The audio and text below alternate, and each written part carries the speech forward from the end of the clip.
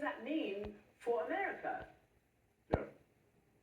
Yeah, I mean, I wish that those who find a model in Hungarian and Viktor Orban's leadership could really dig into and unpack the facts. I mean, I even heard a prominent U.S. official recently refer to the Hungarian government's actions vis-a-vis their universities there as somehow a model for what the United States should consider. And I think what's motivating that is a legitimate policy disagreement in the United States about issues involving controversial social issues in the United States on which Americans have different views and strongly held ones. But even using the university example, I mean, what happened to the Hungarian universities was not necessarily about, pushing out woke ideology. They took all of the public universities that existed in Hungary. They removed the boards of directors of those universities. They transferred all of the universities to these newly created private foundations and installed Fidesz party loyalists to run those foundations for lifetime tenure.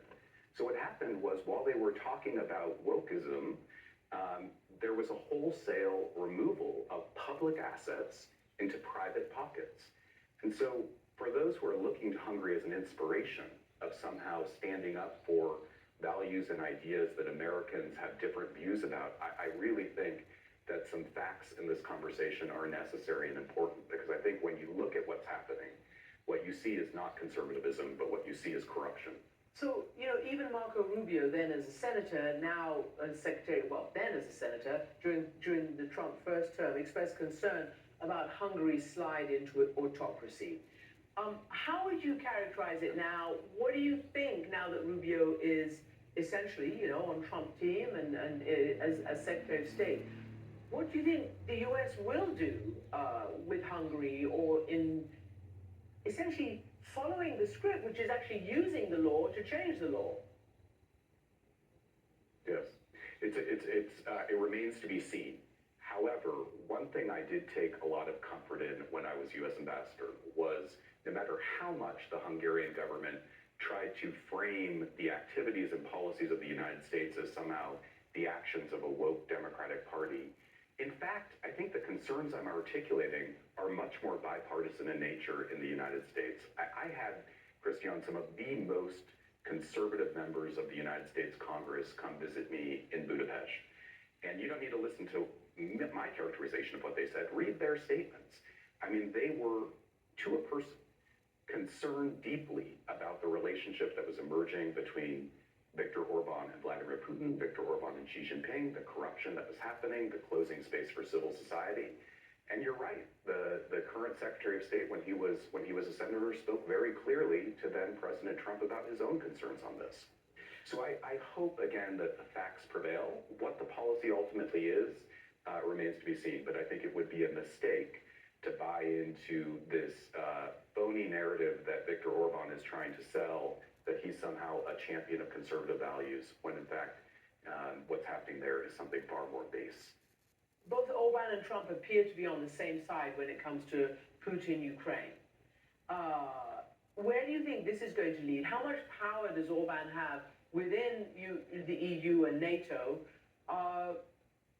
to be a spoiler? As we know, this week the EU is trying to get together to figure out how to pick up the pieces that the Trump administration has left it regarding pulling its support from Ukraine.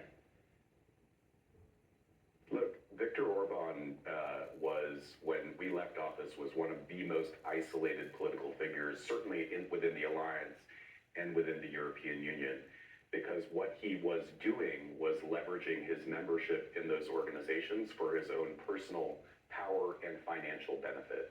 And so I think that it would be a huge mistake to relieve that pressure. I mean, I can't explain to you what is happening with shifts in U.S. policy vis-a-vis President Zelensky and Ukraine. I'm deeply concerned about it, obviously. But I can explain to you why Viktor Orban took the positions he did vis-a-vis Vladimir Putin's Russia. And he did that for power and for money. I mean, remember, this is a man who exempted his country at a time where Europe was finally getting serious about energy diversification after Putin invaded Ukraine in February of 2022. Orban exempts himself from the sanctions that are imposed, particularly on pipeline instead of reducing his dependency upon Russia, increases it, imports more oil, and in 2022, arbitraged the price and made $2.2 billion that then went into his government. And by the way, that money then went from his government to this oligarch network we were talking about. So I can understand what is motivating Prime Minister Orban's policies vis-a-vis Putin. It's something pretty simple. I don't understand what's motivating the new U.S. policy. Ambassador David Pressman, thank you so much.